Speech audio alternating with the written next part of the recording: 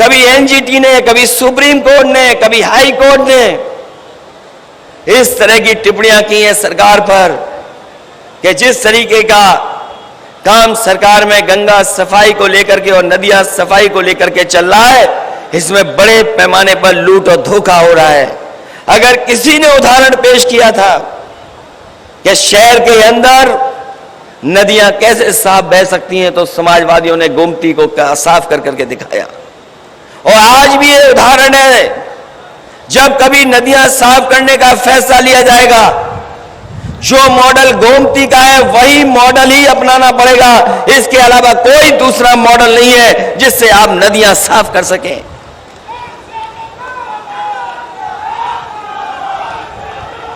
इस शहर में जनेश्वर मिश्र जी का भी पार्क है।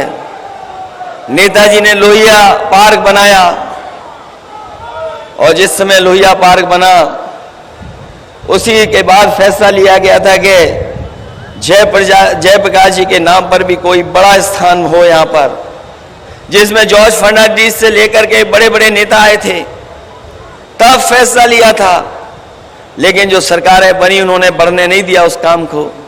जब पिछली बार मौका मिला तो वो जयप्रकाश जी के नाम पर जेपीएनआईसी बनाने का काम पूरा किया और आज भी लखनऊ की सबसे ऊंची बिल्डिंग और उस बिल्डिंग पे हेलीकॉप्टर उतारने का अगर कोई इंतजाम किया तो समाजवादियों ने कर करके दिखाया था। इस प्रदेश को कैसे सड़कों के नेटवर्क से जोड़ा जाए, हमारे जिला मुख्यालयों को कैसे चौड़ी सड़कों से जोड़ा जाए, क्योंकि ये बात मानी गई है और अमेरिका के बारे में उदाहरण दिया जाता है कि अमेरिका ने सड़कें बनाई और सड़कों ने अमेरिका को बना दिया। और हम लोग जब जब सड़कों को बनाने के लिए कहते थे तब यही बात कहते थे कि जितनी रफ्तार बढ़ जाएगी, जितनी गति बढ़ जाएगी, उतना ही हमारा विकास और अर्थव्यवस्था बढ़ जाएगी। मुझे खुशी है इस बात की कि नेताजी ने हम लोगों को मौका दिया सरकार चलाने के लिए।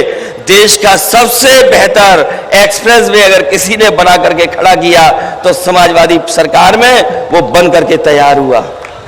मुझे वो घटना याद है जिस समय मैंने नेताजी को शिलान्यास के लिए बुलाया था।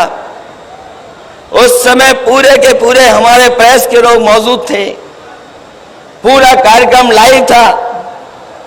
और जब शिलान्यास के लिए नेताजी को कहा कि आप शिलान्यास इस सबसे बड़े प्रोजेक्ट का करेंगे, तो नेताजी ने कहा कि हम जब कभी भी किसी योजना का शिलान्यास करते हैं तो ये बात इंजीनियर और वहां के अधिकारियों से पूछ लेते हैं कि इसका उद्घाटन कब होना है। उन्होंने पूछा कि उद्घाटन कब होगा। हम लोगों ने कहा ये 36 महीने में बन करके तैयार हो जाएगा। नेताजी ने हिसाब किताब लगाया और हिसाब किताब लगा करके कहा कि अगर 36 महीने में बनेगा तो हो सकता है सरकार हमारी ना हो, उद्घाटन हम लोग ना कर पाए। इसलिए नेताजी ने वही कहा कि इस हाईवे को कम से कम ऐसा जल्दी बना दो जिससे उद्घाटन करने का मौका हम लोगों को मिल जाए।